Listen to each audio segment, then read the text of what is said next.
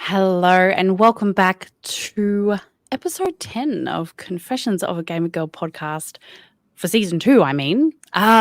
We're back. We're here to talk about games, and thank you for being here as well. As always, I have my lovely co-hosts Ellie. Hello. And Shay. What up, everyone?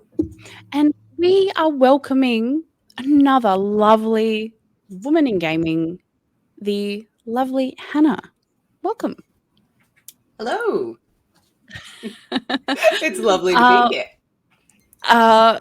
It is so great to have a person who works in video gaming on the podcast. It's always a fantastic thing to bring our audience, and looking forward to getting some interesting and just hopefully good news out of gaming, because it's not been great, guys. It's not anyway. There's been a lot of bad news recently, but yeah, hopefully I can share some fun insights. Fantastic. Sounds great. Speaking of gaming, I know that you work in gaming, Hannah, but do you get time to game outside of work? Because we usually talk about the games we've been playing lately, and I've heard from multiple people that when you work in video games, you don't get much time. So if you have, what have you been playing?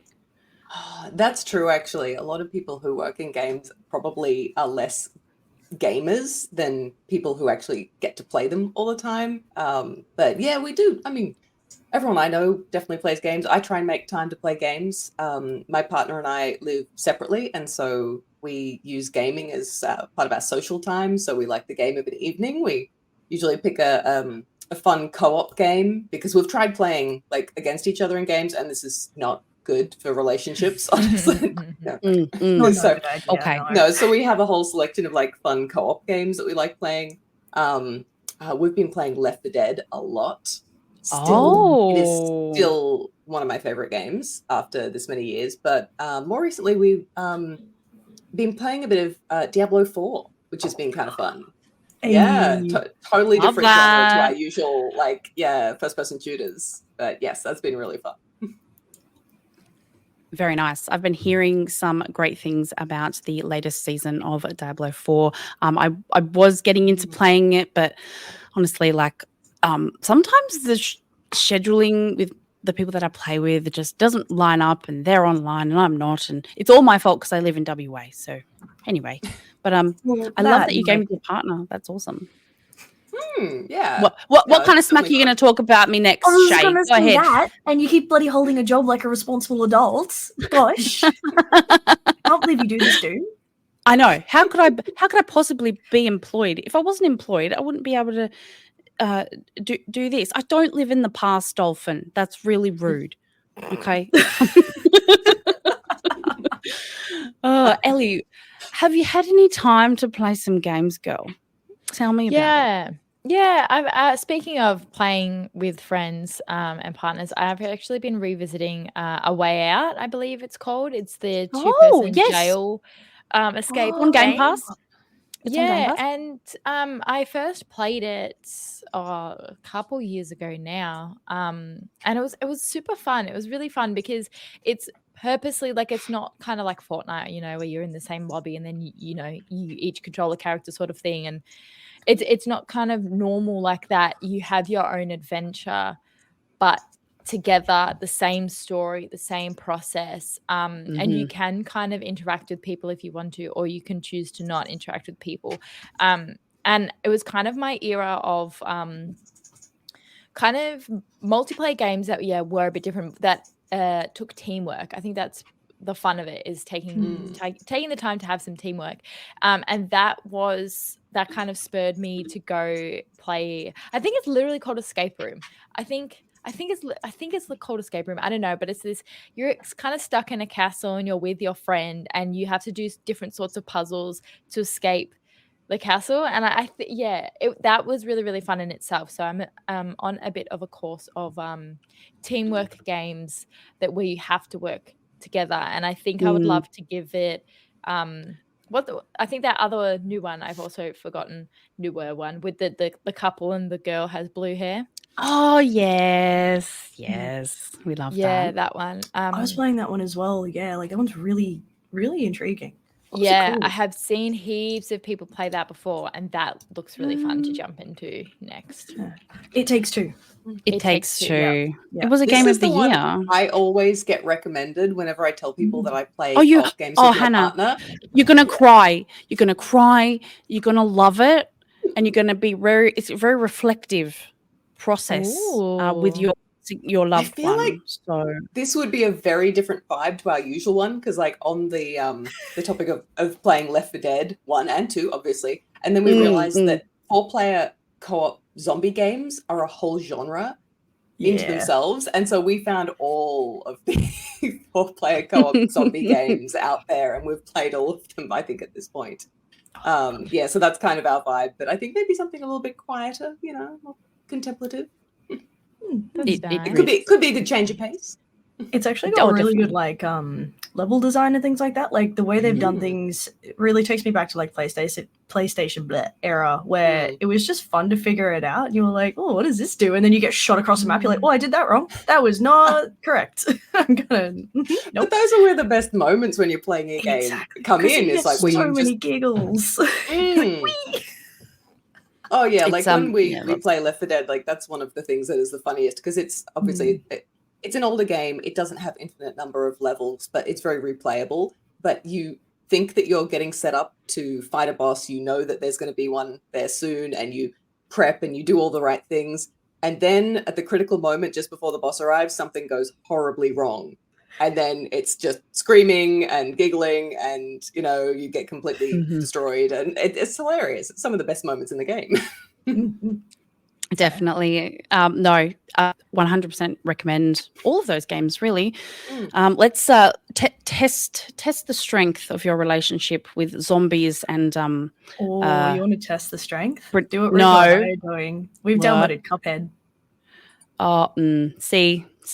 That will get that's divorce material. That's It's such a beautiful game, and I haven't played it in so long, and we're gonna do like a cute little couple stream and play a little Cuphead, so it's gonna be super adorable. It's gonna be alive.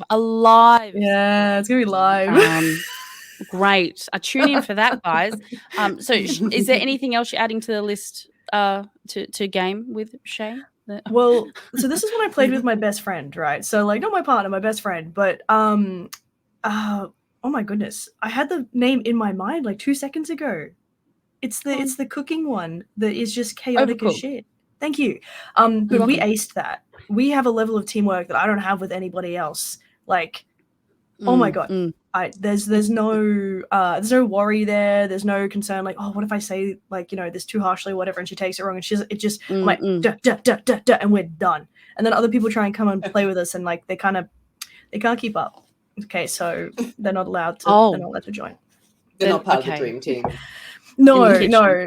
Well, we just I don't know what it is with Overcooked, but we're just like we're on it, and I'm like, you know what? That's fine. I'll take it. Shay, can I ask? I don't know. Is Overcooked couch co-op only, or is it online as well? Online as well. I'm pretty sure it's online. Another one. Add it to the list. Add it to the list, Hannah.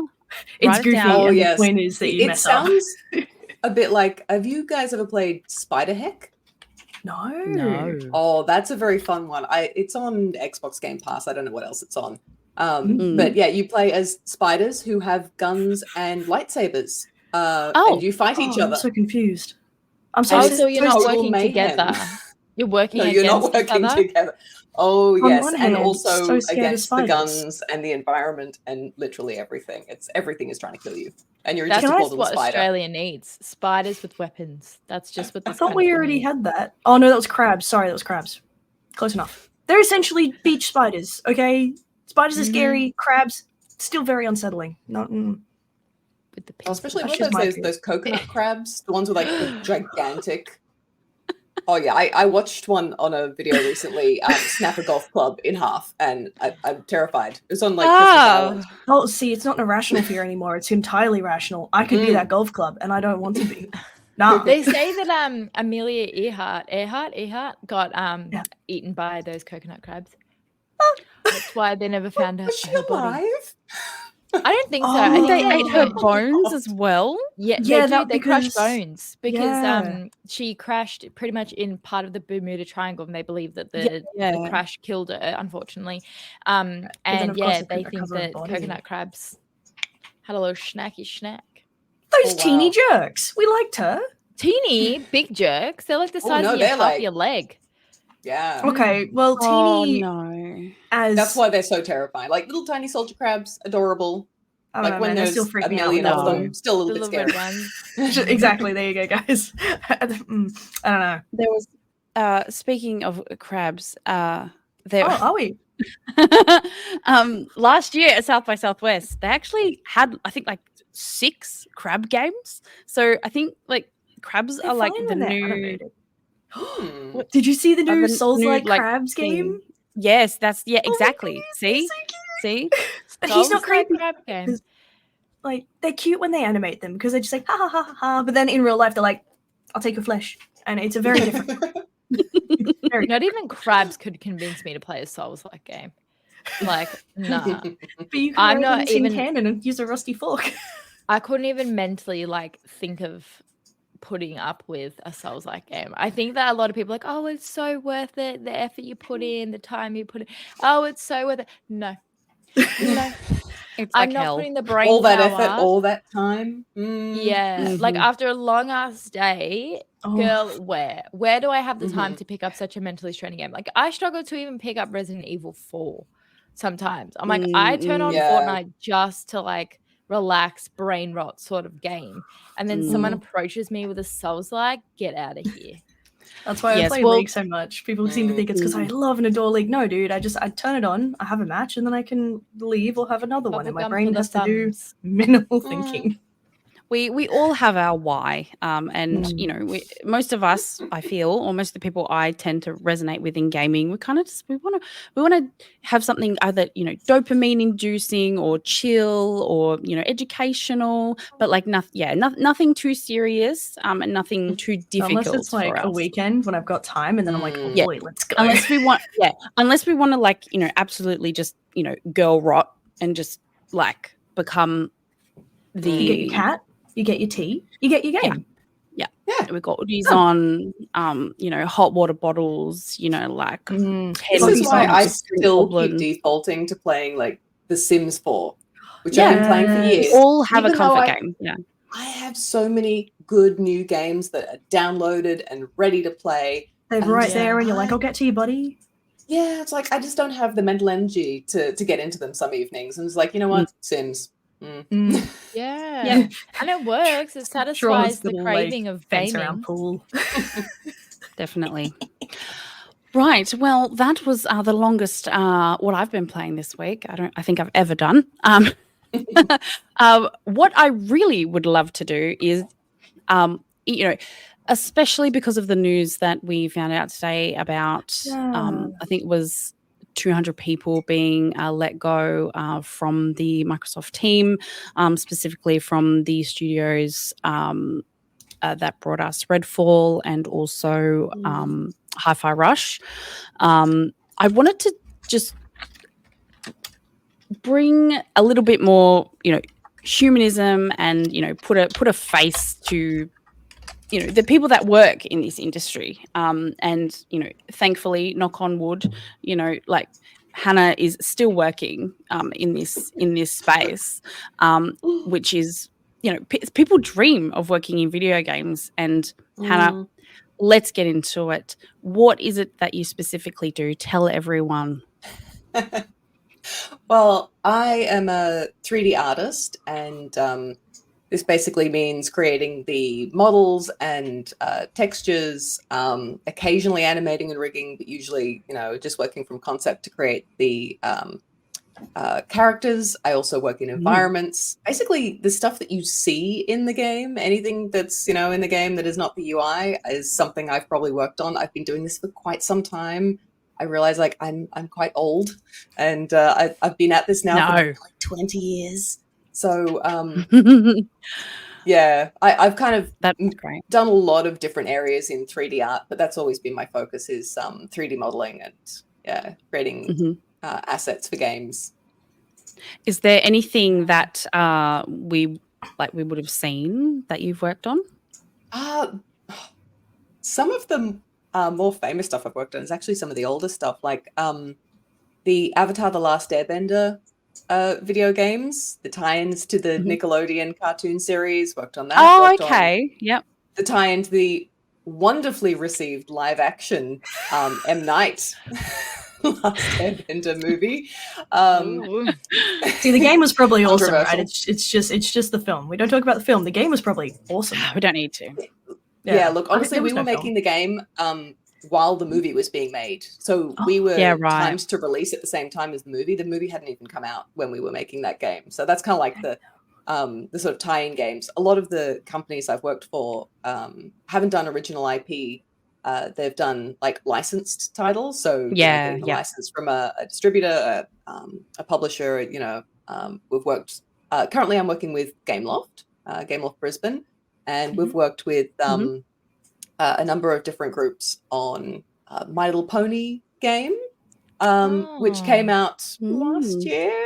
We also did a remake of The Oregon Trail, which is sort of a roguelike reimagining of the original 70s side-scrolling game, where you have to make your way across America and not die of dysentery. That was a gorgeous game, though. Like, I remember going to a few games events and seeing that, and I was like, damn, you guys did a good job.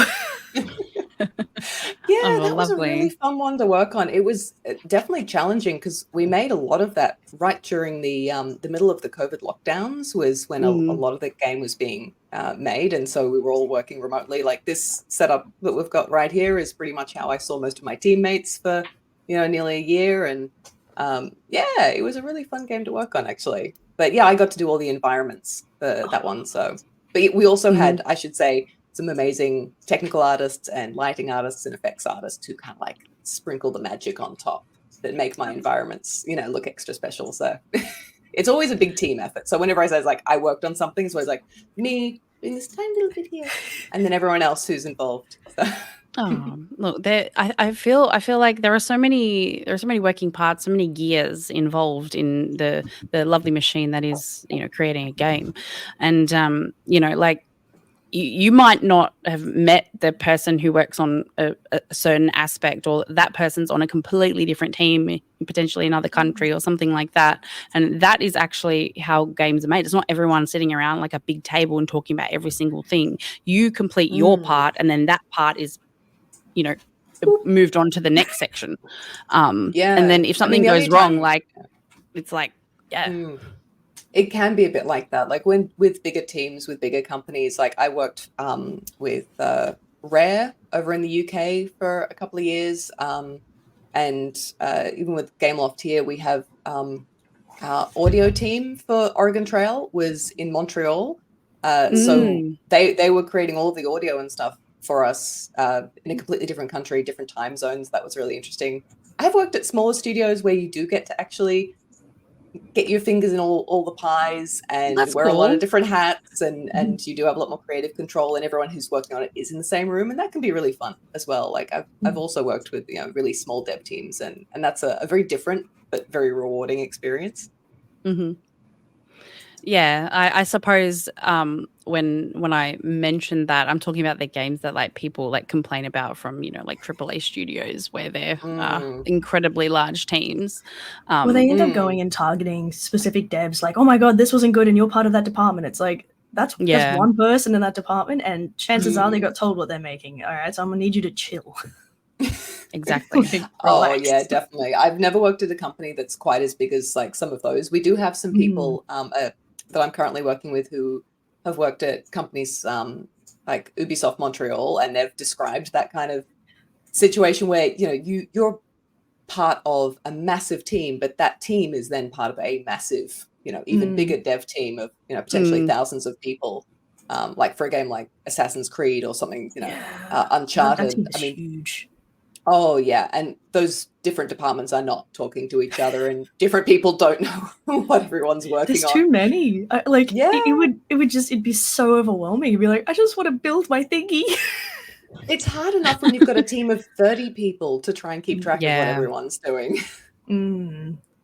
Would you say like what has been some of the more challenging aspects of your career so far? And I don't know, are there any specific roadblocks you've felt, you know, because as you say, like you have been working in the industry for a while. Do you feel like there's been a shift in how you're treated as a woman in this space?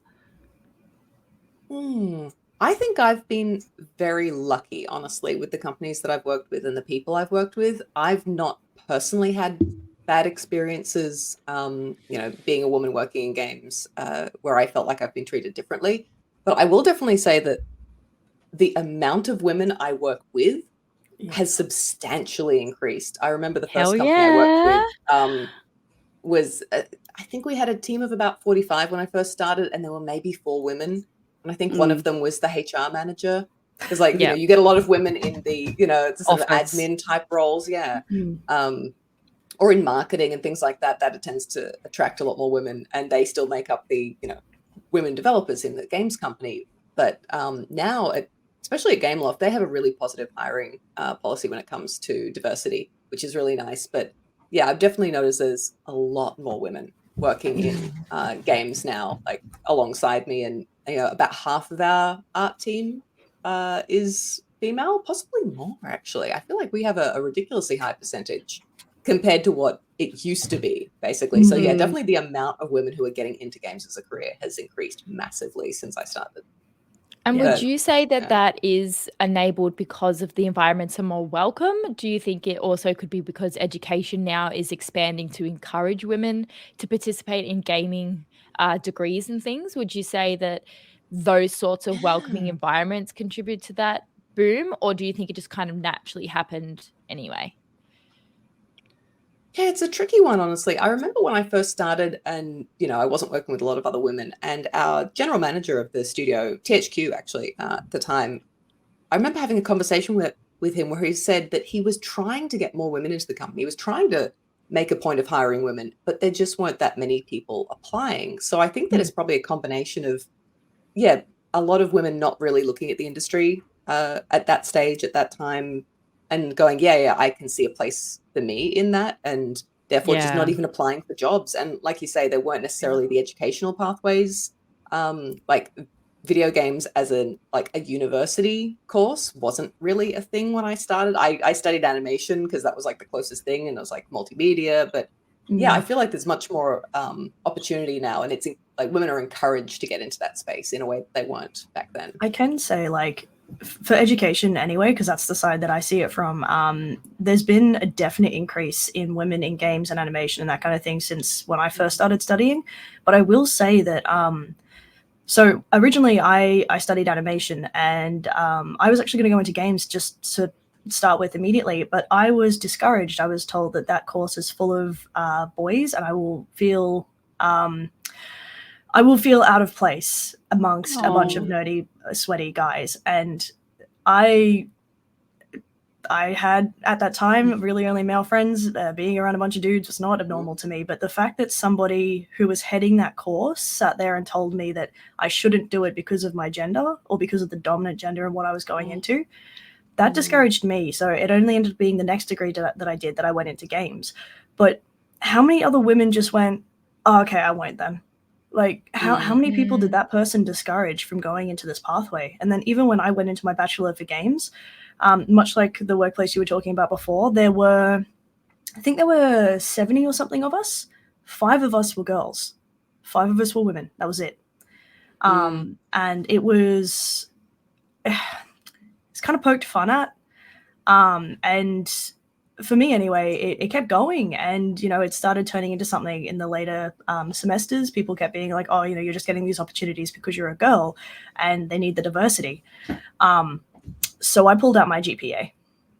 No, I was getting those opportunities because I came in every day, I worked my ass off, and I guess other people around me thought they could scrape by just being a dude. So yeah, No, and now that's totally true.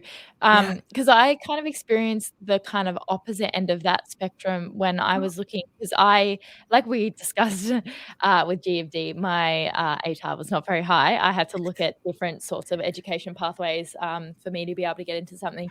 And one of the pathways I looked at was video game development through a TAFE. And when I had my interview with the head, there was a female and a male head of the course. They were so keen to get me in, more so the female than the male. And she was like, we need your female representation. Like, so it wasn't based on your interests or skills. It was based on your gender again. We don't care if you're stupid. You're a woman.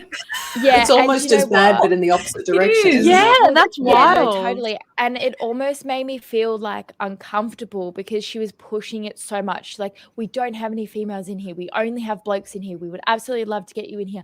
And all I heard when she was pushing, she was very excited, very passionate. It's beautiful. But all I heard as an 18-year-old was, you're going to be in a room full of men or boys, I suppose, boys, probably also looking at you like you're just a woman. And then also at that time, any of my love interests that I discussed with that I liked gaming, it was almost fetishized. It was very much you game. Oh my god, I love Gamer Girls. I don't like nothing like the game. And like those sorts of comments, it's like, I don't understand that. And so her pining to me to be like, we desperately need you, we'd love to get females in there.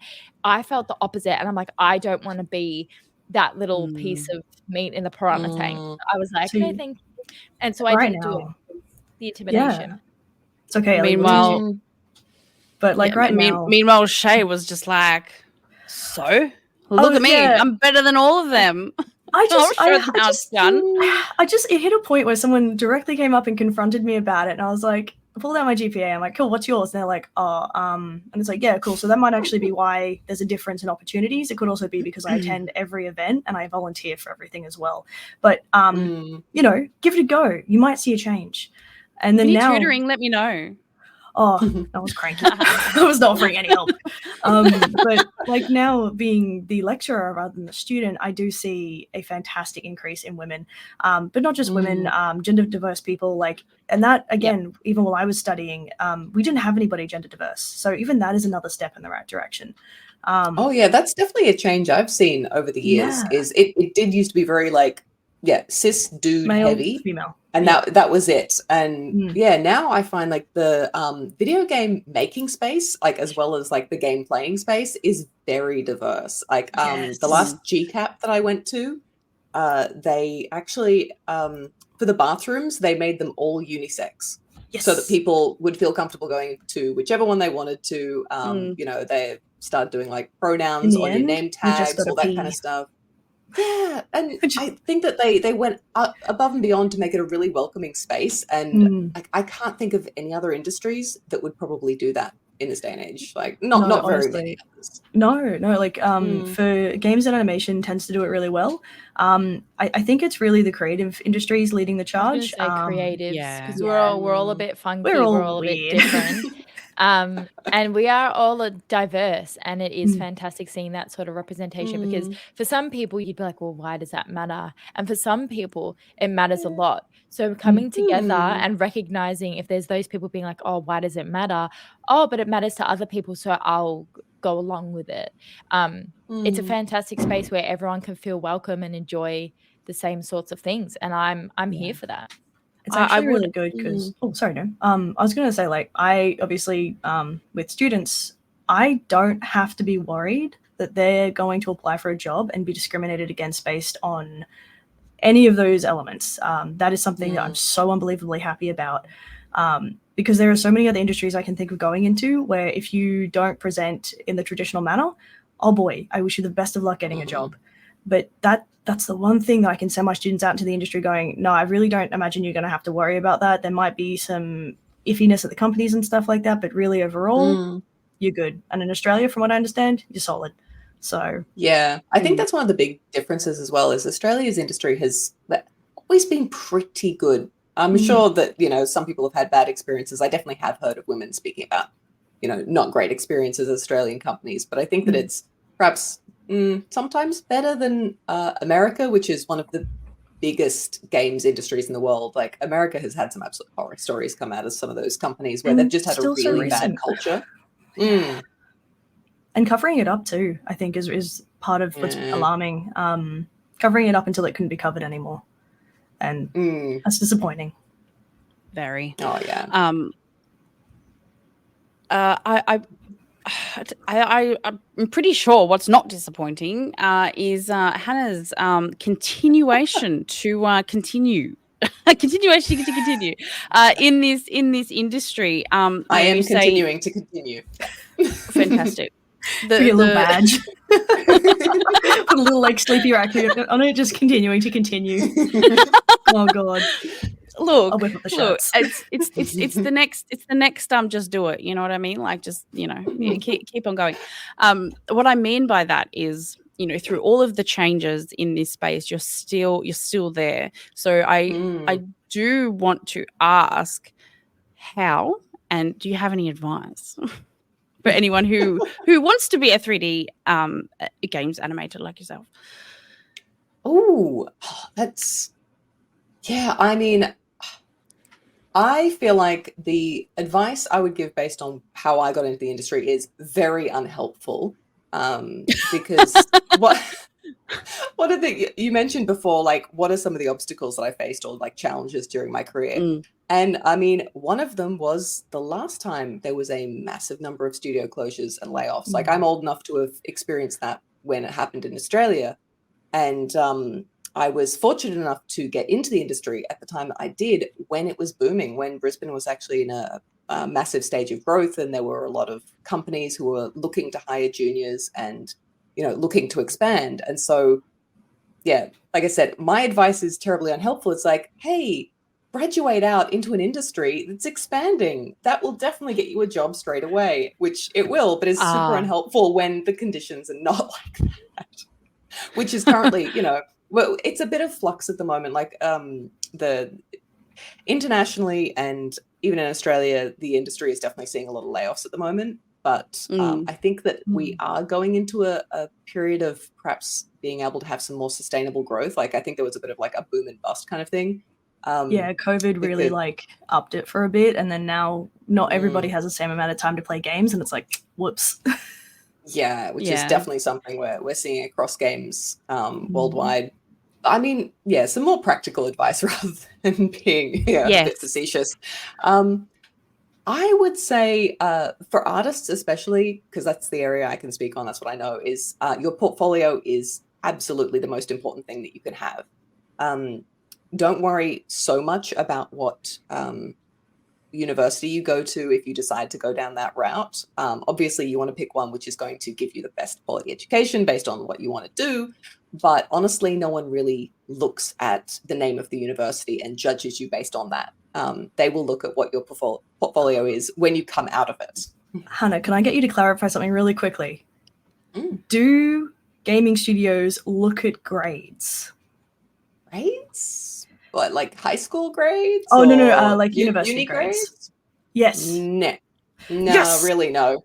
Cool. No, because that's what I've been telling my students. I'm like, listen, no one's going to look at your grades. Degrees. Isn't that what they say? No, we don't tell our students that. They're in creative industries. They have to push hard. It's competitive. But what I do tell them is, if your written work isn't the best thing that's ever happened to this world, it doesn't matter. Like, as long as you can explain why you do things, how you got there, and your skills that you're putting forward, That is what's important. That is what you need to make sure is good.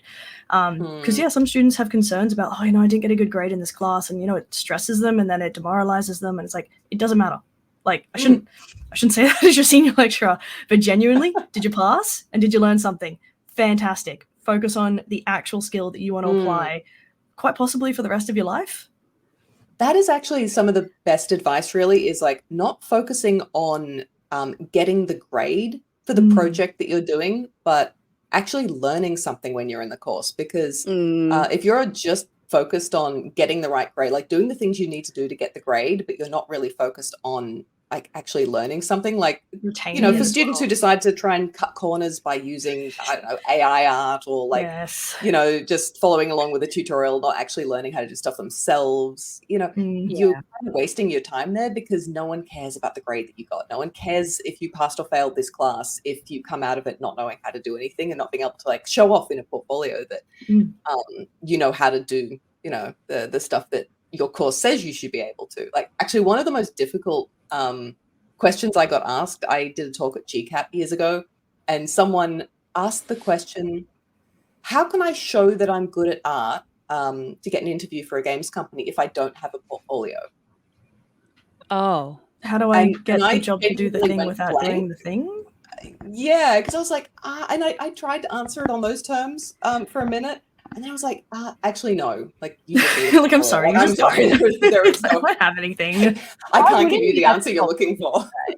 Like, that's bizarre, because you'd have your work, like, even Steven Spielberg, like, that was his thing. He's like, just make something, put your name on it and make something. He said, it doesn't matter if it is phenomenal, and it doesn't matter if it's a heaping pile of trash. Like, you need to be making things, keeping your passions alive, keep growing, keep evolving, and put your name on something. Because even if you don't use it for your portfolio, you can look back in 3 months, 6 months, a year, and be like, look how far I've come. And on top of that, you're developing your own brand. Like, every creative has a little thing that they continue to do, and it's like a little trademark, and that's part of your branding. If you're perfecting that and that's what you do, then that sets you apart from everybody else. Even if it's just a little thing, it's still adding that competitive edge for you, for employers. And I think we get bogged down a lot of the time with perfectionisms and grades, when that's one person's opinion. Like, that was my issue in school, because sometimes in my film class, I would create something and my teacher would be like, well, it should have been XYZ. And I was like, all due respect, I don't agree. And I think that's okay. It doesn't have to be sassy. It doesn't have to be ridiculous. But their opinion could be something and my opinion could be something else, and somebody else can either share our opinions or completely different. Like, we're a creative industry. Everyone has their preferences. Everyone has their likes. So even if they got that grade in your class, Shay, if they were to do it with a different uni or a different lecturer, they could have got a completely different grade again. And so it's all based just on, it's a bit different in uni. High school is a bit poopy. Yeah, there's still that element of like, they're still going to have their own opinions of everything. Of course. So it's just keep creating, keep putting your name on things. I think the thing is when you... sorry. I was just going to say something that you said before that really made me think of something, is also finishing work. Like, when you show off, have some finished pieces, because it shows that you can finish things. And working in a professional setting, like the last 10% where you actually finish something and it's game ready and it's done, that's the hardest bit. And you need to be able to show, like, in a portfolio that you can get to that stage. You can do the boring bit at the end, which is like, cleaning it up and getting it done and ready to be a real game asset. So much tweaking. Because like the fun bit is right at the beginning, when you're being all creative and you're throwing ideas around and you're like making some fun stuff, and being able to take that all the way through to like a technically complete thing. That's like the boring bit at the end, which is honestly like a big part of my job. Like, my job is sometimes way less creative than people think it is. Like, there's a lot of technical stuff as well, and a lot of like boring fiddly things where you need to bug fix and stuff. And like being able to show that you can do that part of it as well is also super, super important. But yeah, what were you going to say, Sho? Oh gosh, what was I going to say? Put you on the spot now. Oh no, what were we saying when I forgot? Oh, see, my brain, again, it's just not having it. I've even had my cup of tea. But no, it's fantastic to have you talk about this kind of thing, because like I probably Yeah. will show my students this discussion. So I do teach a final subject that teaches students how to actually build their portfolio and things like that. And this is all advice that I already give. But having someone from the industry come along and be like, no, this is correct, is fantastic, because like then they know it's not just their lecturer talking out of their ass. Like it's like, no, guys, please, I'm trying to set you up to succeed. It doesn't help me for you to fail. I want to see you do good. She's just putting it in there, this in there for her students, by the way, just all the students listening out there. If you coming for you. Hannah, so like I mentioned before, you know, we've had terrible news in gaming industry at the moment, and you know, it's continuing to be a trend. What would you do? What would Hannah do if she was one of those people? If this affected you, what would you do? Oh, as in being part of the layoffs and the not being able to find a new position? Ooh, yeah, it is definitely tricky. I think that some of the advice because I sort of I've seen it from the outside. I've been very lucky to have not been let go in a round of redundancies, but like the gallows humor of people in games is like you haven't really had a career in games until you've like, you know, had a studio close around you, or you know, been made redundant at least once. Right. It is common, and that's not to downplay like how much it affects people, but there are definitely like these boom and bust cycles in this industry. We have coping mechanisms, and it's humor. Humor is the coping mechanism. Yeah. But I would say like make sure you keep in contact with the people who you've been working with, like keep that group of connections up, because often when there's a company goes under, people will try and help each other. They'll try and find you a new role, and if they know that you're looking, and if someone else has been able to find a new role in a different company, they will often put in a recommendation for you, and that counts for a lot in games. Like this is one of the, you know, the sort of secrets about getting into games is like if you already know people and you can get a personal recommendation, it counts for a lot. It won't get you the job, but it does like get a foot in the door sometimes. And so keeping that community of other people who are in the industry, like keeping in contact with them definitely helps, because like going into an industry cold where you don't know anyone, that's so much harder. I've done that at least once in my career, and I ended up literally going to like a games fair. I moved over to England without having any contacts over there, and I didn't know anyone in the industry, and I went to a like a careers fair, like a video games, you know, convention. And even though I had 4 years experience in my belt under my belt at that point, I just rocked up to all of the video games companies that had stalls there and showed off my portfolio. It's like, hi, I've just turned up in the country. Will you hire me? And I did. I love that. I got a job out of Thanks, that. guys. Oh, wow. That's awesome that you nailed it. Yeah, well, that's why meeting people in person definitely counts for a lot. Yes. Obviously, you know, whether or not you've lost a job or you're, you know, trying to get into the industry fresh, is like definitely meeting people in person and going to those kind of events is a great way of making new connections. And people actually seeing your face counts for a lot. Like it will make them more likely to hire you, I think. Yeah, like that. They get the vibe. Oh, yeah. It's that, you know, like we have to do now. It's like the humanity check on websites, but in person. It's all about like, you know, are you going to be good to work with? Because I'm going to have to spend a great deal of time with you. So yeah, I want you to be skilled, but are you going to be an ass? Like, I need to know that you're going to be nice to be around to a degree. Yeah. Another piece of advice, maybe like on the other end of the spectrum, is actually understand that your skills are applicable to other industries, because certainly like that's something that I did when so I was out of the country when the GFC like really hit Australia, and I came back to Australia. It was 2011, and all of the major companies in Brisbane had closed at that point, like just closed. And so I was just like walking into this vacuum where there were no jobs, and I ended up retraining in film effects and going into that industry, because, you know, it's a different set of skills, but all the stuff I'd done in games up to that point was transferable. So like the worst case scenario, you have to change industry, is like understanding that you're, you know, as an artist, your creative skills, or as a programmer, you know, your computer skills are applicable to other industries. And a lot of people went down that route like during the GFC recession, where a similar sort of thing was happening. A lot of companies were closing, and a lot of people sadly did have to get out of the games industry for a while, at least.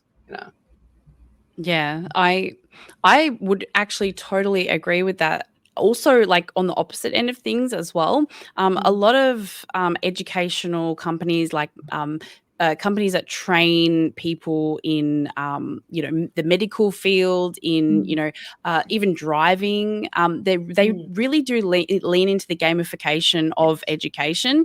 So we're talking about VR, we're talking about creating simulated worlds, and the thing is, these industries, they know the technical, aspects of it. They know what needs to be in there, but they don't know how to actually put it in there. And that's where people like, yourself, Hannah, some of your students, Shay, yourself even, can really do that. And, Ellie with her skills as well, like, that's more like on the production side. That's the project management side. Like, all of those skills can be used in so many different fields. Yeah, definitely. The saying, shoot for the stars, land on the moon. Like, even though you're not getting exactly the position you want, maybe you're not getting the exact company that you want, it's all just making time and effort and putting in those grunt works. Like, even if you have to start down at just a runner, so you're just a coffee grabber for an agency, you just work up to where you need to do. I think that people are nervous about not having that, what would you say, kind of ego with them at the beginning, like, oh, I want to be with this company, or I want to have this position. Sometimes you have to, put up and shut up. You have to do those roles that you don't really want to, because fantastic networking. If you rock up all the time, and a lot of the times with creative industries, you do have to sacrifice a lot of your free time just to put in those moments of be there. Yeah, I'm ready. I'm here to learn. Like, I want to shadow people. That's fine.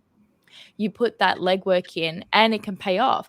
And also on top of that, we forget that we're all quite young in the grand scheme of our careers, and people get into their 30s and even late 30s and approaching 40s, and they worry, is there still time for me to switch into the industry that I want?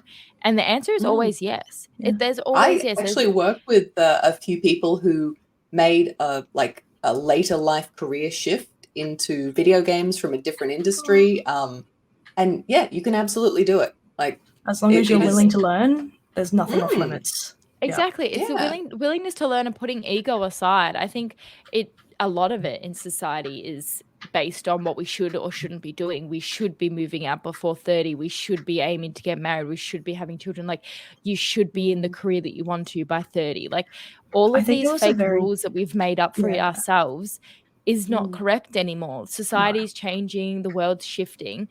We've still got plenty of time to take your time. Don't worry, Australia wants you to work for your 60s. So, like, it's all good. You've got time. Exactly. Your retirement's aiming to your 80s. Don't worry about it.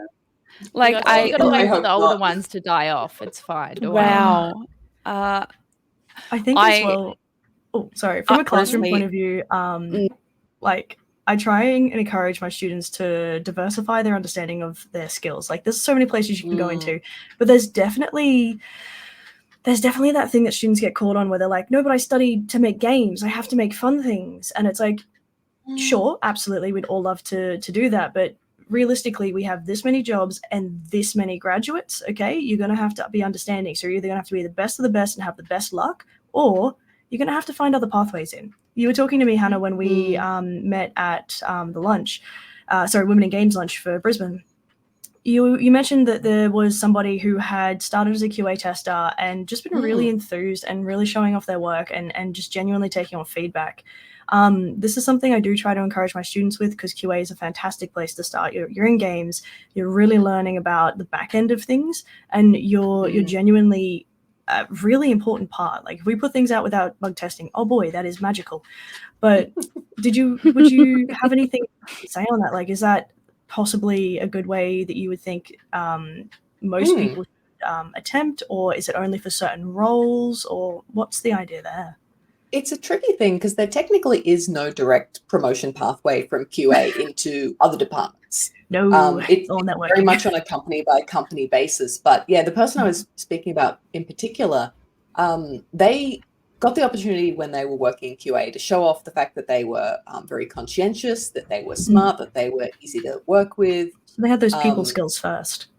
All of that. And she was working on her own portfolio on her own time. Yeah. In fact, I think at one stage she was actually working 4 days a week so that she had a whole day to do her own art on the side. So doing things, as Ellie said, Yeah, so it's like just getting in QA will not automatically get you a job, but it will get you like the experience of like working in a studio, and I think that that's incredibly valuable all on its own. And there are some pathways from QA into other disciplines, like into production, sometimes into design is a pretty common pathway. Yeah, I do encourage designers. Like, you should know what's going wrong with the game. You should be able to tell me exactly why this isn't working, and then you're probably doing a pretty good job.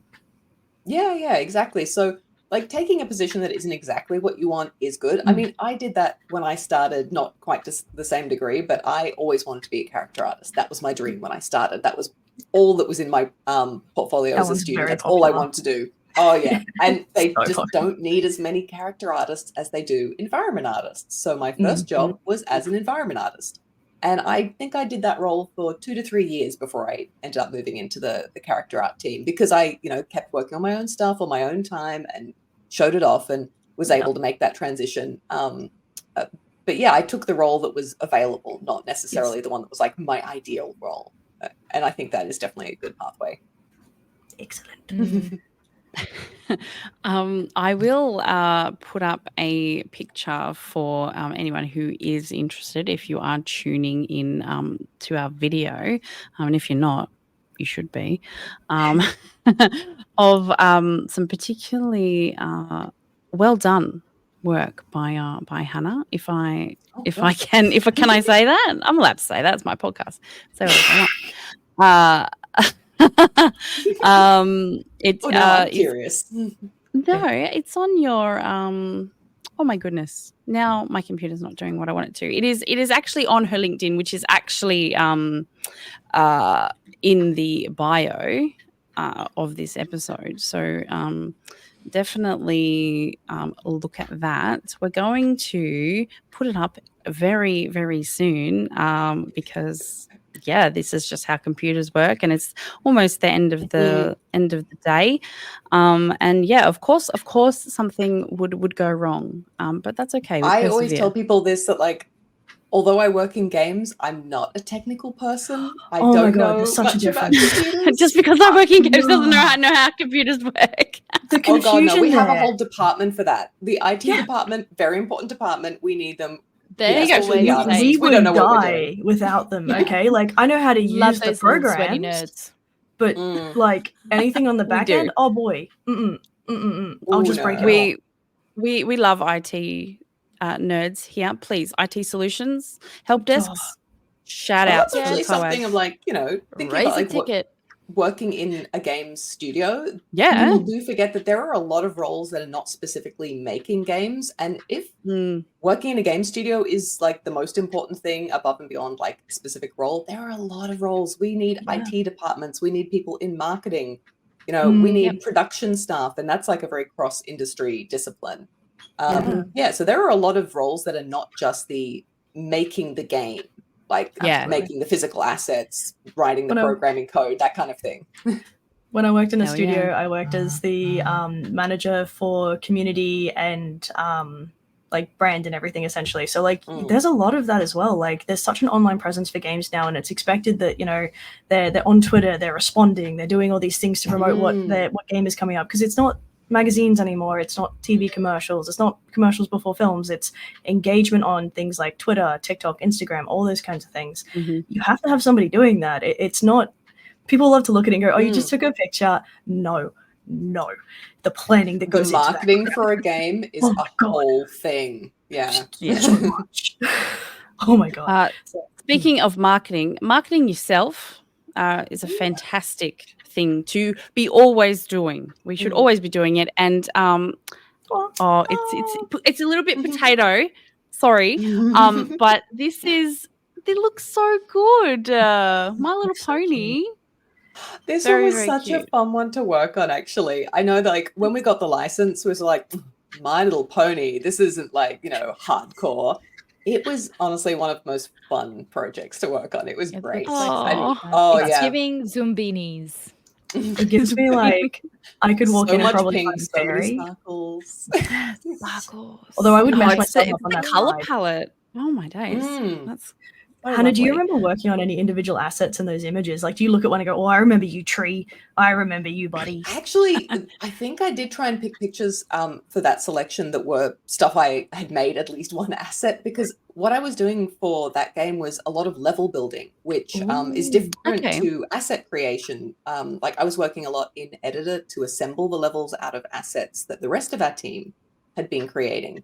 So I would be given a selection of trees and rocks and vehicles and buildings and all sorts of things, and then I would assemble them we were using Unreal Engine for that game. And so I was building the levels, but not always creating the assets. So I think there were a few, the tree with the big mustachey kind of mustachio thing, that was one that I got to do. So every so often I'd be like, I really want to make a prop. I haven't made any art for a while. Makes little You know what would tree. look great And here? so I I can made do a few it.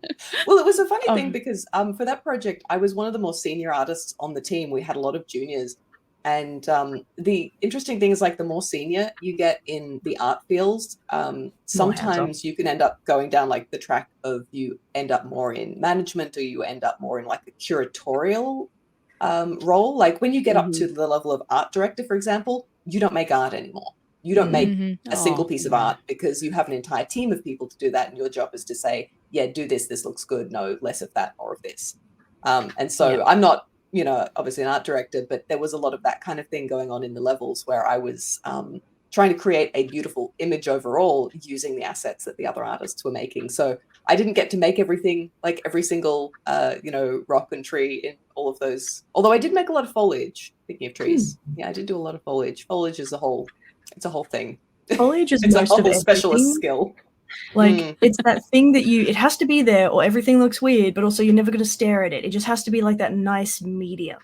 Like fills the area nicely, makes it feel real. People often only notice the background art when there's something wrong with it. So like if they say nothing, he's like, you've done a good job.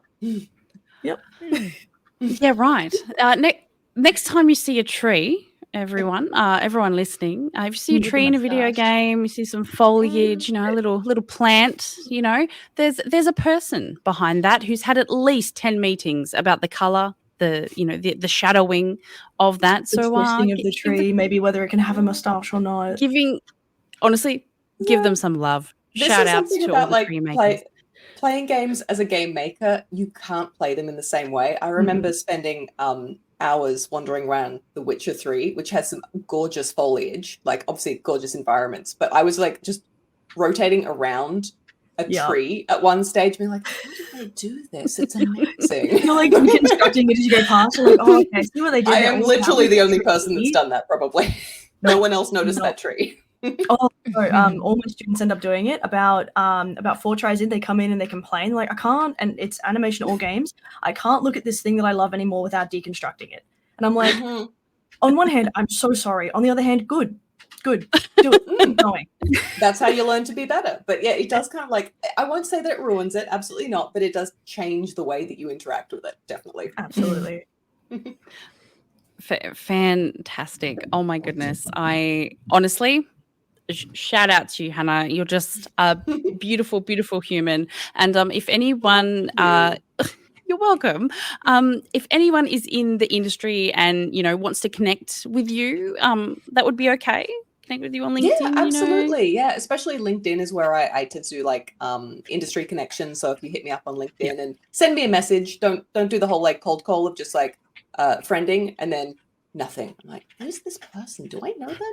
But you send me a nice hello. Just be like, I saw you on that podcast and like I'd like to connect. I love that. And I love chatting to people online. I love trees in video games. Oh yeah, send me that. I will. I'm very specifically fond of ferns, it's just Did they just send you a picture like, what's wrong with this fern? And you just say like, it's purple, I guess. I don't know. Where is the fern? I need some context. Purple. We did so many purple ferns for My Little Pony, and blue ones and orange ones. Yeah, but what if it's purple and it's not meant to be? You're like, yes, this is totally fine. Yeah. There you No, go. honestly, See, like, I just beautiful. feel like I like the purple anyway, so realism is not my thing. Well, thank you again, Hannah, for being a guest on our podcast. And shout out to the new faces in the chat. Very much enjoy engaging with you guys, always hyping us up. It's great. I can't wait to see everyone sporting, like, continuing to continue. Like, that's my, like, that's got to be a trending getting that on hashtag a at some t-shirt point. now. Yeah, we need a sticker. Someone make a sticker. I'm continuing to continue. See, I was saying I've got you, but now I'm looking at Dolphin Pants in our chat going, no. You'll make something cursed. That Dolphin. Yeah. Yeah. I need one of those, like, cringy plaques. You know, the ones that say "Live, Laugh, Love." Yeah, but I like the ones that just take an absolute left turn and you're like, wow, I didn't see that coming. They're funny. It's like live, laugh, like hyperventilate or something, and you're like, oh boy, fair enough. Live, I like laugh. that. Instead of like the one which just says breathe. Hyperventilate. Yeah. I'm imagining myself surviving, I'm imagining but not thriving. I'm imagining live, laugh, look at video game trees.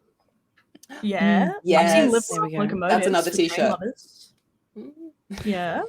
Incredible. We come up with some incredible ideas here. So if you need a think tank, hit us up. Just come on the podcast and we'll workshop it here. Yeah. Like, I need some cursed t-shirts. I'll say no more, please. We've got you. Knuckle cracks. Ellie, Shay, thank you as always, being my lovely panelists. What are you up to this week? Anything notable? Let everyone know. Oh yeah, good question. I think I might jump back on stream for a little bit. I had to take a bit of a week off because I was quite ill. Not quite the conpox, but a bit of gastro, sadly. So I had to take a week off, but I think I'm going to jump back into it if I get some sleep. That'd be nice. So partying hard, continuing The Last of Us 2, which has been really fun to stream actually. So it's been good. Love that. Yeah, I also lost a week of my life to being sick. I was it was a gross little mess, but that was great. But More so no, than this usual. week, oh yeah, more so than usual. Yeah, less talking though. So like, I don't know, dude might have been okay with that. Ooh. But no, so like yeah, gosh, I'm getting back into streaming now that my voice can handle it, so that's really fantastic. I've got Cuphead to play with Rico on stream probably on Thursday night. And yeah, there's a lot of collaborations and things like that coming up because obviously we just had DreamHack, so I got a chance to talk to all the people I don't usually get a chance to talk to. And I got some exciting stuff in the works. Can't talk about too much yet, but it's there. Oh, Cool. oh. I love an NDA. I love that. I love that for you, Shay. I myself, in regards to gaming, the very last PvE patch for World of Warcraft has come out, Darkheart, and it's going to Is it out now? It came out today. I'm so surprised you're podcasting with us. Oh my goodness. I know, you should feel honored, like everyone. No. It's such a great story. There's lots of lovely female protagonists in there. So it's definitely a vibe. So yeah, I'm going to definitely jump into that hopefully tonight or over the next couple of days. In regards to like streaming, no, streaming is still not happening yet. It's just the podcast. So if you want to see me live, you got to come here. But we're working on it. And no, I have not signed any NDAs lately. But that's okay. I can just send you one. You just send me one? Yeah, and it'll just say you can't talk about like, I don't know, like red grapes or something, and it's fine. Yeah. You're right. I want to make you feel included, you know? Like, I got you. Once again, thank you to Hannah. Oh, thank you so much for having me on. It's been lovely. We love a fresh face, and I have to say, like, we haven't had a fresh one in a while. So welcome to the fresh family. meat. Yeah, I was going to say the way you said that dude was scary. No way. I don't know if that's the way to say that. If you're new here, I'm sorry. I'm just Hannah like will this. be okay. We will fend off Doom. Everything's fine. Don't worry about it. And I just disappear out of frame. Thank you to all of our listeners from wherever you're listening to, and we will see you next week for another episode of Confessions of a Gamer Girl podcast. Bye, everyone. Bye.